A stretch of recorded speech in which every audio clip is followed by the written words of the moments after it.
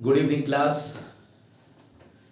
MTS के exam को देखते हुए मैं प्रीवियस ईयर के क्वेश्चंस की आपके सामने प्रैक्टिस कराने जा रहा हूं और ये सीरीज़ मैं कुछ दिनों तक चलाता रहूंगा आपके सामने।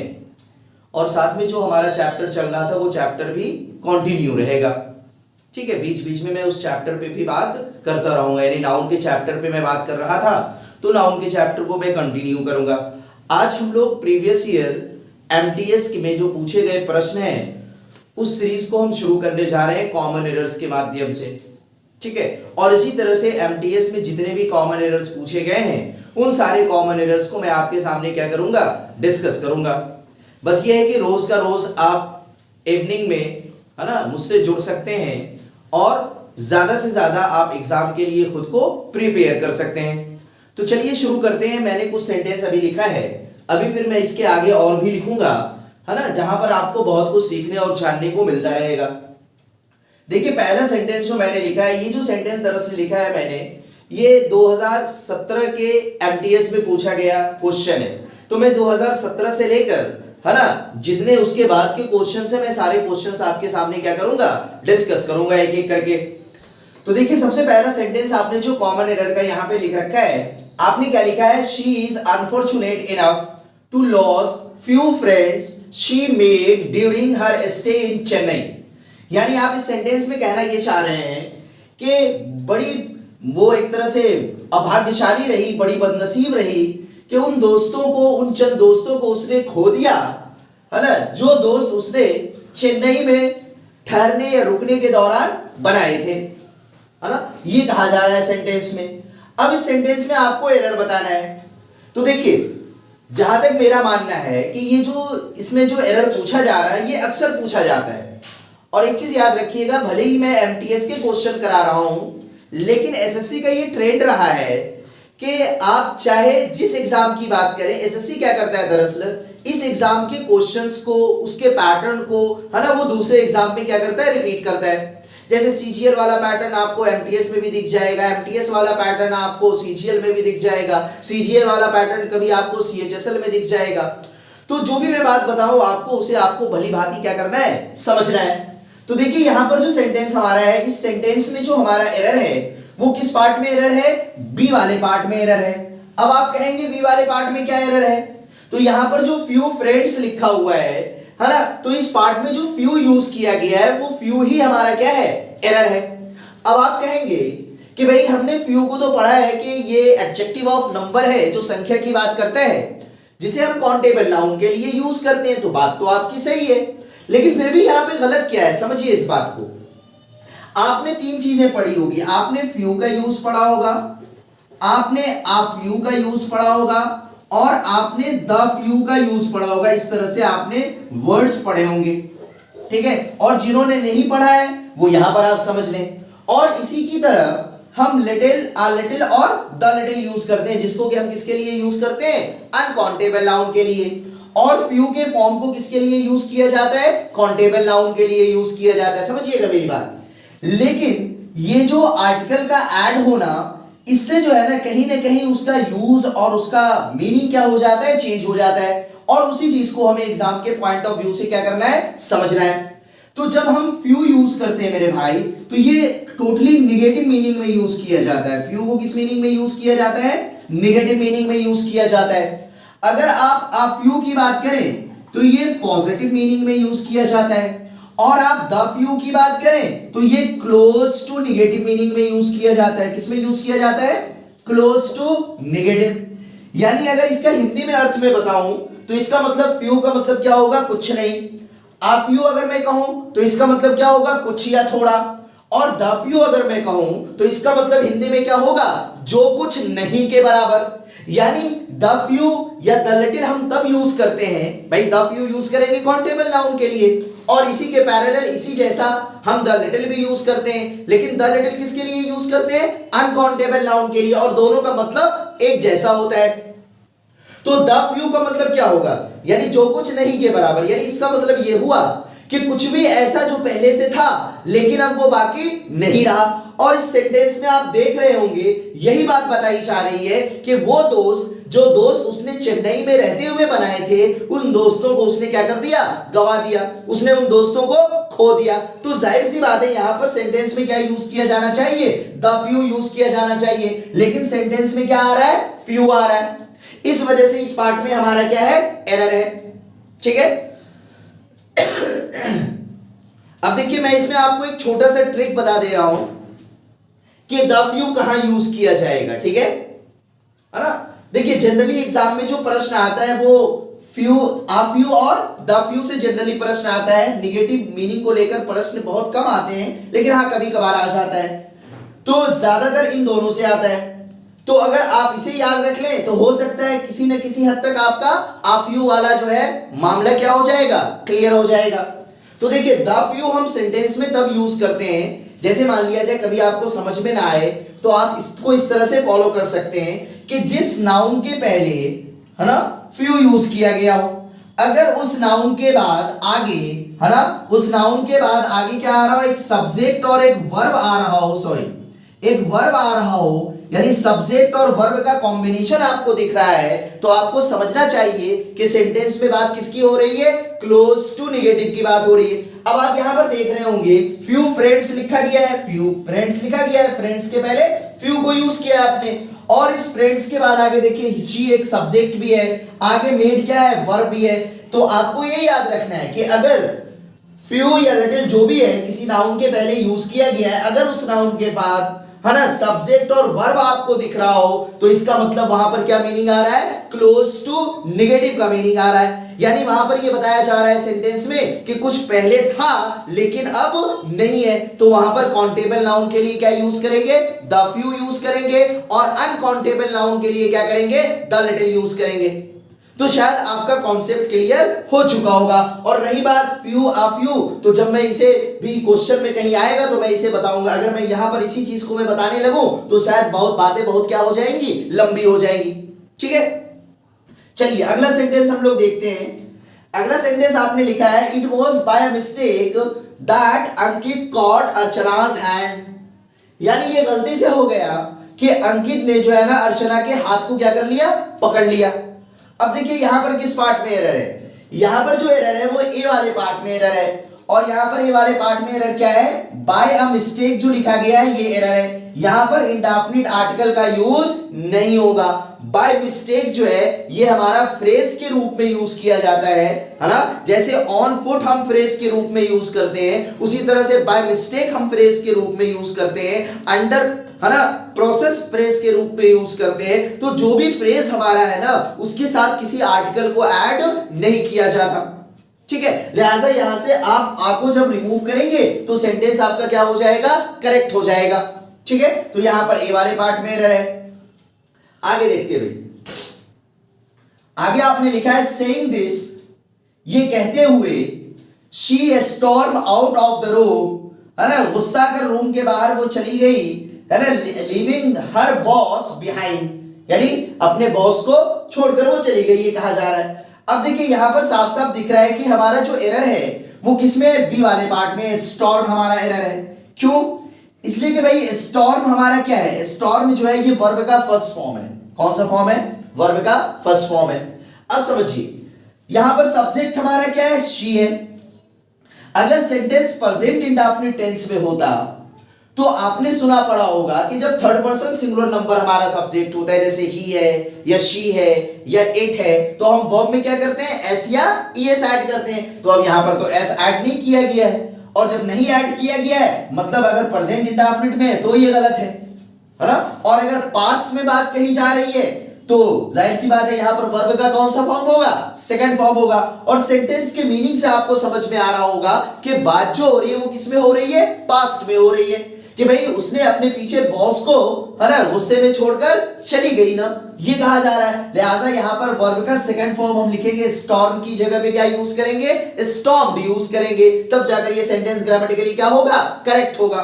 देखिए स्टॉर्म का मतलब तूफान भी होता है, स्टॉर्म का मतलब आंधी तूफान आप कहते हैं, और स्टॉर्म का मतलब गुस्से में आग बबूला भी होना होता है, यानी लाल पीला, गुस्से में लाल पीला होने को भी हम क्या कहते हैं, स्टॉर्म कहते हैं। यानी एज अ वर्ब भी हम स्टॉर्म को क्या करते हैं, यूज करते हैं। ठीक है, चलिए अब देखिए चौथा सेंटेंस आपने लिखा है everyone attended the seminar except Rohan and I, यानी हर एक ने सेमिनार को अटेंड किया रोहन और मेरे सिवा, यानी मैं और रोहन ने अटेंड नहीं किया लेकिन हर एक ने सेमिनार को क्या किया, अटेंड किया। अब देखिए यहां पर किस पार्ट में एरर है, अब इस चौथे सेंटेंस में आप देखें अगर तो यहां पर जो एरर है वो किसमें है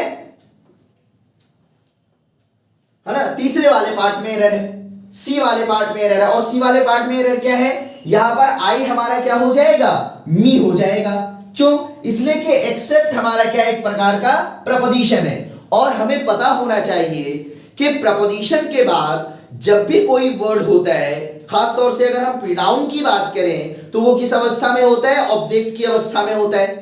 यानी प्रपोजिशन के बाद हमेशा ऑब्जेक्टिव केस का ही प्रोनाउन लिखा जाना चाहिए, कभी भी आप सब्जेक्टिव केस का प्रोनाउन नहीं लिखेंगे, ठीक है। और इस बात को लेकर कभी कभी बिटवीन के साथ भी ऐसा किया जाता है, जैसे बिटवीन लिखा जाएगा है ना, बिटवीन, और उसके बाद आगे क्या लिख दिया जाता है, यू एंड आई, आपने ऐसा अक्सर देखा होगा। तो ये भी लिखना क्या है, गलत है। मैं पूरा सेंटेंस नहीं लिख रहा हूं, मैं सिर्फ ये दिखाने की कोशिश कर रहा हूं कि जिस तरह से एक्सेप्ट के बाद आई लिखा गया है ना, इसी तरह से आपको सेंटेंस में बिटवीन के बाद भी आई लिखकर दे दिया जाता है। भाई बिटवीन भी हमारा क्या है, प्रपोजिशन है, तो प्रपोजिशन के बाद कभी भी है ना किसी भी प्रोनाउन को सब्जेक्ट की अवस्था में नहीं लिख सकते। प्रपोजिशन के बाद हमेशा प्रोनाउन किस अवस्था में होता है, ऑब्जेक्ट की अवस्था में होता है। तो जब आप यहां पर आई को मी लिखेंगे, उसी तरह से यहां पर आई को क्या लिखेंगे, मी लिखेंगे, तो सेंटेंस आपका ग्रामेटिकली क्या हो जाएगा, करेक्ट हो जाएगा। समझ रहे हैं, हमेशा याद रखिएगा कि प्रपोजिशन के बाद हमेशा ऑब्जेक्टिव केस हुआ करता है, लेकिन ये चीज नाउन में हमें नहीं दिखती और इसी वजह से हम क्या होते हैं, कंफ्यूज होते हैं। चूंकि नाउन तो सब्जेक्ट की अवस्था में हो चाहे ऑब्जेक्ट की अवस्था में हो, दोनों अवस्था में तो नाउन नाउन ही रहता है, उसमें तो कोई इसके फॉर्म में कोई बदलाव होता नहीं। लेकिन हाँ, प्रोनाउन के केस में सब्जेक्ट में अलग फॉर्म होता है प्रोनाउन का, ऑब्जेक्ट में अलग फॉर्म होता है प्रोनाउन का। तो हमेशा याद रखिएगा कि प्रपोजिशन के बाद हमेशा किस अवस्था में प्रोनाउन होगा, ऑब्जेक्ट की अवस्था में होगा, ठीक है। सब्जेक्ट की अवस्था में अगर लिखा गया है तो वो सेंटेंस बिल्कुल गलत है, यानी आई को आप क्या कर देंगे, मी कर देंगे, तो सेंटेंस क्या हो जाएगा, करेक्ट हो जाएगा। चलिए पांचवा सेंटेंस हम देखें, यहां पर देखिए लिखा हुआ है both Rajesh as well as his wife are determined to bring about some changes in the plan, यानी राजेश के साथ साथ उसकी पत्नी दोनों के दोनों डिटरमाइंड है। डिटरमाइंड का मतलब एक तरह से पूरी तरह से है ना, उन्होंने तय कर लिया है किस बात को लेकर कि प्लान में कुछ क्या कर लिया जाए, चेंजिंग ले आया जाए, है ना, प्लान को कुछ चेंज कर लिया जाए, है ना। इसकी वजह से दोनों क्या हो गए, बिल्कुल पक्का इरादा कर चुके हैं। डिटरमाइंड का मतलब पक्का इरादा कर चुके हैं। अब देखिए यहां पर क्या एरर है, आपने सुना होगा कि कंजंक्शन के रूप में जब हम बोथ यूज करते हैं मेरे भाई, तो बोथ का पेयर एज वेल एज नहीं होता, हालांकि एज वेल एज का मतलब भी साथ साथ होता है। देखिए मैं लिखकर बता दूं आपको, इसे मैं रब कर रहा हूं, समझिएगा इस बात को, है ना। और अक्सर इस तरह से प्रश्न आते रहते हैं,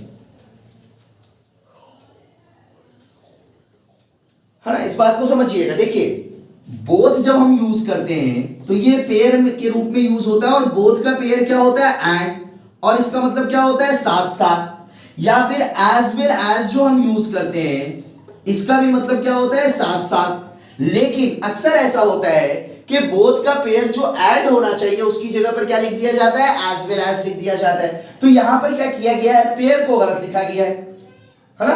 तो यहां पर आप क्या करेंगे, एज वेल एज की जगह पे जब एंड लिखेंगे तब जाकर सेंटेंस सही होगा। बात समझ रहे हैं। अब आपके मन में एक बात आ रही होगी कि क्यों ना यहां से बोथ को हटा दिया जाए तो सेंटेंस सही होगा, तो भी बेटा सेंटेंस गलत होगा। क्यों गलत होगा, इसलिए कि अगर हम यहां से बोथ को हटा दें तो एज वेल एज से अगर टू नाउन्स को हम कनेक्ट करते हैं ना, तो हमारा सब्जेक्ट कौन कंसीडर होता है, एज वेल एज से जो पहले आ रहा होता है। फिर यहां पर गलती हो जाएगी कि आर की जगह पे क्या लिखना पड़ेगा, इज लिखना पड़ेगा, है ना। इसलिए हम जो है यहां पर बोथ को हटाने की बात नहीं करेंगे, बल्कि हम क्या करेंगे, एज वेल एज को हटाएंगे और एज वेल एज के पेयर के एज वेल एज की जगह पे हम बोथ का पेयर क्या लिखेंगे, एंड लिखेंगे, तो सेंटेंस हमारा क्या हो जाएगा, करेक्ट हो जाएगा। चूंकि बोथ एंड के साथ जब टू नाउन्स को हम ऐड करते हैं तो वो सब्जेक्ट हमारा क्या होता है, प्लूरल माना जाता है, लिहाजा आगे वर्ब क्या आ रहा है, हमारा प्लूरल आ रहा है। और एज वेल एज से अगर हम टू नाउन्स को कनेक्ट करते हैं तो हमारा सब्जेक्ट एज वेल एज की जो पहले आ रहा होता है वो सब्जेक्ट माना जाता है। तो उसके अनुसार तो यहां पर वर्ब सिंगुलर हो जाएगा, क्योंकि एज वेल एज से पहले कौन है, राजेश है।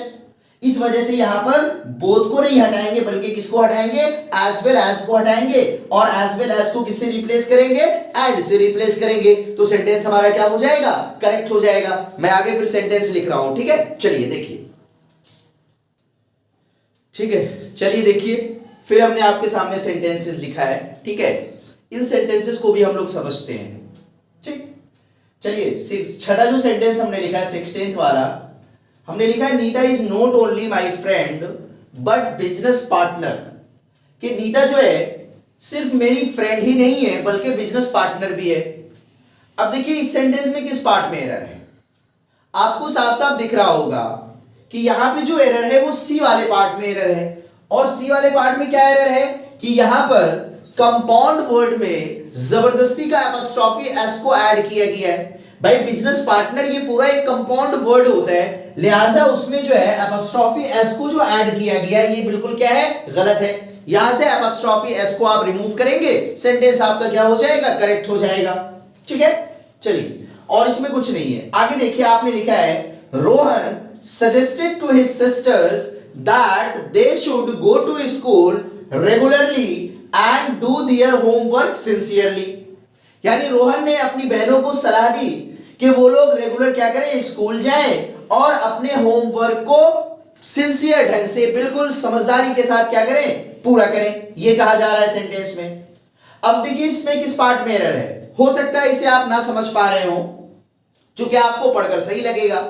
और एरर वाले सेंटेंस में ऐसा ही अक्सर होता है कि जब हमें पता नहीं होता तो हमें हमारी जो नजर जाती है वो अक्सर नो एरर पे जाती है, यानी हम डी ऑप्शन की तरफ बढ़ना चाहते हैं, जबकि ऐसा नहीं होता है ना। अगर 5 सेंटेंसेस आपसे पूछे जा रहे हैं तो हो सकता है उसमें 1-2 नो एरर के क्वेश्चंस हो, सारे नो एरर के नहीं होते, बल्कि उसमें एरर होता है और वही आपको पहचानना है। अब देखिए इस सेंटेंस में जो हमारा एरर है वो ए पार्ट में ही एरर है। और आप कहेंगे क्या ए पार्ट में एरर है, तो यहां पर जो ए पार्ट में एरर है वो ये है कि सजेस्ट के साथ जो टू प्रपोजिशन यूज किया गया है ये हमारा क्या है, एक तरह से गलत है। ये क्या है, गलत है। हम सजेस्ट के साथ, एक सेकंड, सॉरी, एक सेकंड,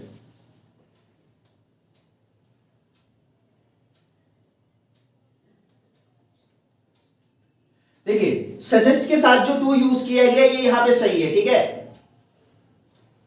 हाँ, यहां पर छूट गया था मैं लिखने में मुझसे, ठीक है। चलिए देखिए, तो ये जो है Rohan suggested to his sisters, है ना, रोहन ने अपने सिस्टर्स को क्या किया, सजेस्ट किया, है ना, ठीक है, किस लिए कि वो स्कूल जाए और अपने होमवर्क को करें। यहां पर जो इस सेंटेंस में एरर है वो ए वाले में नहीं है, बल्कि किसमें है, आपके बी वाले पार्ट में एरर है। और बी वाले पार्ट में क्या एरर है, गो टू द स्कूल, क्वेश्चन में द स्कूल लिखा हुआ था तो मैं मिस कर गया था लिखने में, ठीक है, आप जान ले।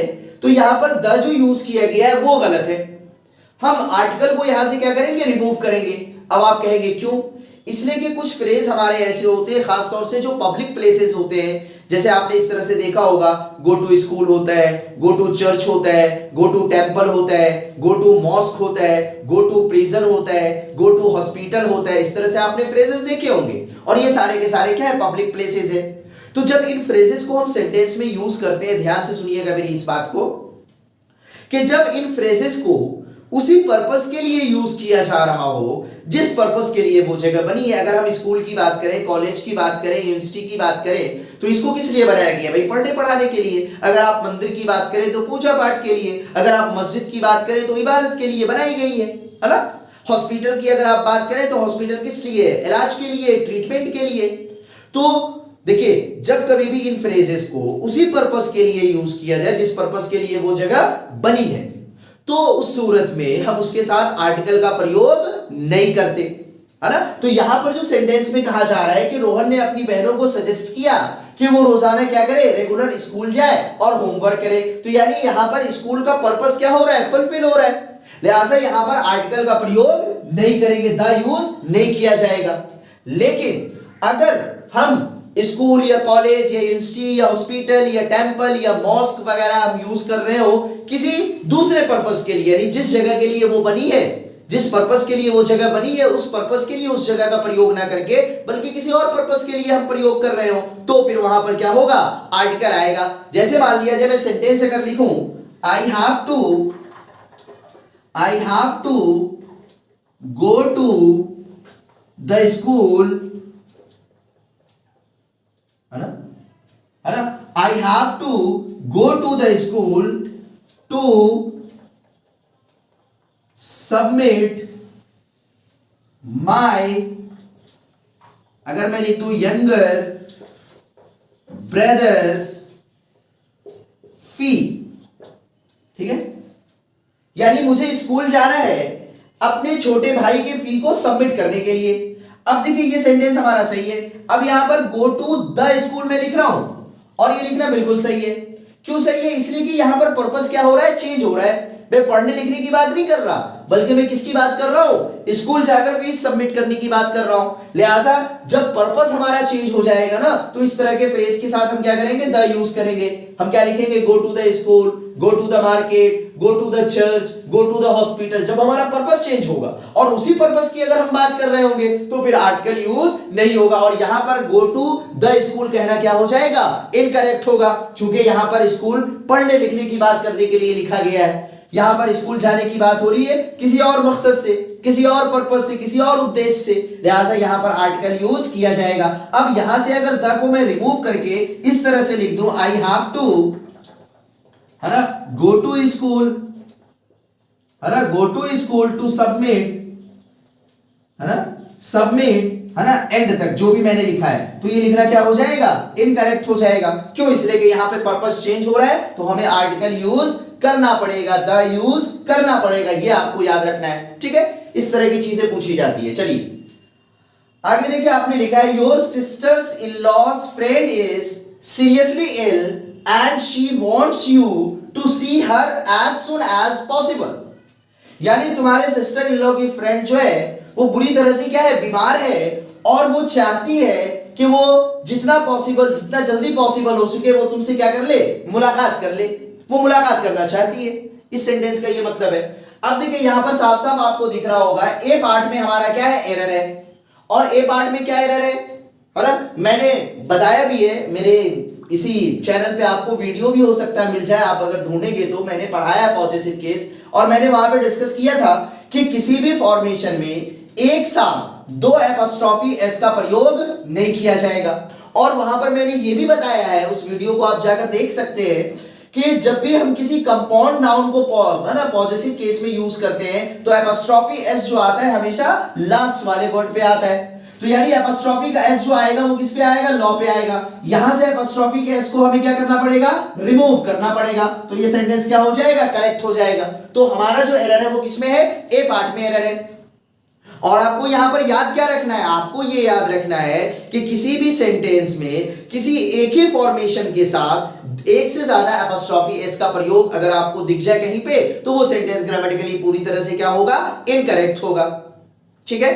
और जो लोग मुझे देख रहे हैं प्लीज अपने दोस्तों के साथ खूब शेयर करें, मैं इस सीरीज को कंटिन्यू करूंगा, है ना, और इस तरह से आपके सामने क्वेश्चंस मैं कराता रहूंगा ताकि एग्जाम के लिए आसान हो सके। अपने दोस्तों से शेयर करें, जो लोग मुझे पहली बार देख रहे हैं तो सब्सक्राइब, लाइक, कमेंट करना बिल्कुल ना भूलें। चलिए आगे देखते हैं हम लोग। अगला सेंटेंस आपने लिखा है before you finalise any of them search and compare. यानी कहा जा रहा है उनमें से किसी एक को फाइनल करने से पहले, है ना, ठीक है, आप उनमें से किसी एक को फाइनल करने से पहले सर्च करिए और कंपेयर करिए, यानी उसका तुलना भी करिए और उसकी जांच पड़ताल भी करें, आप सर्च भी करें, है ना। ये सेंटेंस का ये मतलब है। अब यहां पर किस पार्ट में एरर है, आपको हो सकता है दिख रहा हो, यहां पर जो हमारा एरर है वो बी वाले पार्ट में एरर है। अब आप कहेंगे बी वाले पार्ट में क्या एरर है, तो साफ साफ दिख रहा है, यहां पर लिखा हुआ है एनी ऑफ देम।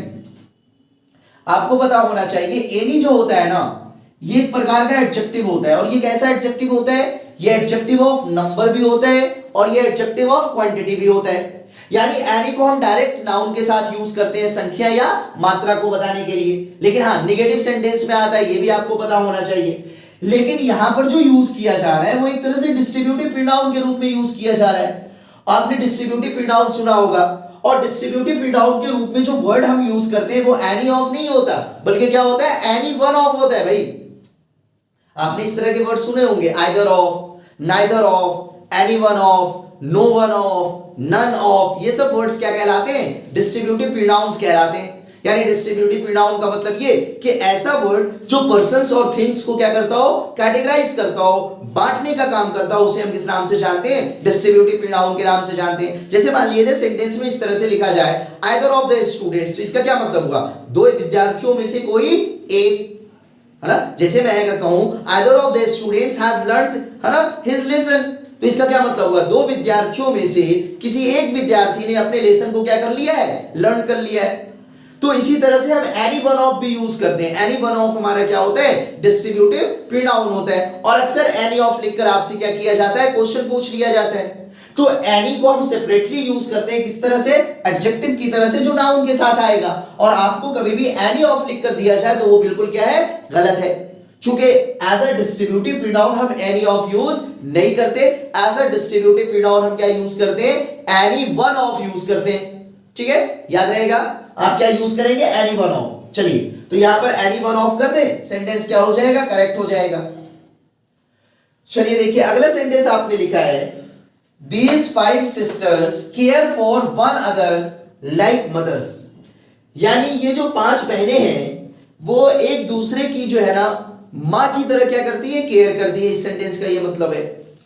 अब इस सेंटेंस में देखें किस पार्ट में एरर है, हो सकता है आपको समझ में आ रहा होगा। यहां पर जो इस सेंटेंस में एरर है वो बी वाले पार्ट में एरर है भाई। अब आप कहेंगे बी वाले पार्ट में क्या एरर है, यहां पर रेसिप्रोकल प्रोनाउन यूज किया जा रहा है भाई। एक दूसरे के लिए जो वर्ड हम यूज करते हैं, आपने वर्ड कभी सुना होगा ईच अदर और वन अनदर। मैं बताऊं उसे, एक मिनट देखिए, मैं इसे रब कर रहा हूं। आपने वर्ड सुना होगा क्या, ईच अदर और वन अनदर। ठीक है, ईच अदर, ठीक है, ईच अदर और वन अनदर। ठीक है, ये वर्ड आपने सुना होगा, है ना। और इन दोनों का मतलब हिंदी में क्या होता है, एक दूसरे, है ना।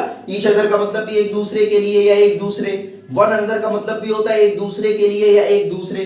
ठीक है, दोनों का मीनिंग एक जैसा होता है, लेकिन दोनों में डिफरेंस ये है कि ईच अदर जो हम यूज करते हैं ये किसके लिए, फॉर टू पर्सन्स और थिंग्स, यानी दो व्यक्तियों या वस्तुओं के लिए हम क्या करते हैं, ईच अदर यूज करते हैं। और वन अनदर जो यूज किया जाता है मोर देन, है ना, टू पर्सन्स, है ना, टू पर्सन्स और थिंग्स, यानी जहां पर दो से ज्यादा व्यक्तियों की बात हो या दो से ज्यादा वस्तुओं की बात हो तो वहां पर हम क्या करते हैं, है ना, वन अनदर यूज करते हैं। यानी one another is used for more than to persons और थिंग्स, है ना। Each other is used for to persons और टू थिंग्स। ईच अदर दो व्यक्तियों या दो वस्तुओं के लिए यूज किया जाता है, जबकि वन अनदर दो से ज्यादा के लिए यूज किया जाता है। हमेशा याद रखिएगा।